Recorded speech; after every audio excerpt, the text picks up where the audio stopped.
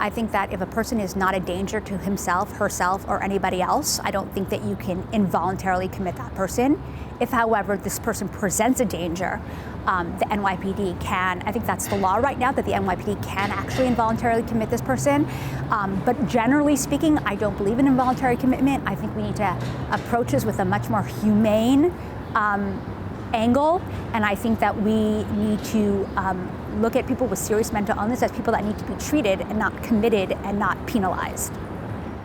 Yes, New York City should expand involuntary commitment, but in the most limited ways possible, meaning only if a person is a threat to other people or they are an imminent threat to themselves. I'm hesitant to give the police or any government authority the right to involuntarily commit somebody.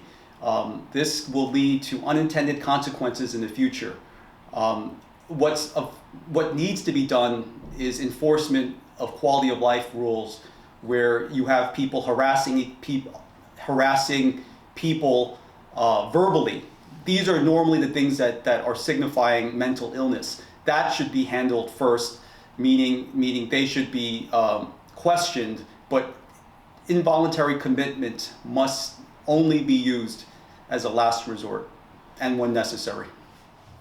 I do think we should expand our involuntary commitment laws so long as it's done in a way that's equitable and that ensures that there is very robust due process rights for those involved. We are not helping anyone by leaving people languishing on the streets who might be a danger to themselves or to others. But it's also not enough. We know that at the core of our housing crisis and our homelessness crisis in particular is a lack of available housing. We have to build more safe haven shelters, more supportive housing units, more units overall, so that when we do have people that are brought into inpatient mental health care, we're not just throwing them back out onto the streets. Research across this country, across the world, shows that a housing-first approach, connecting people with long-term housing options, is the best way to keep people off the streets, and we are falling way behind on that goal.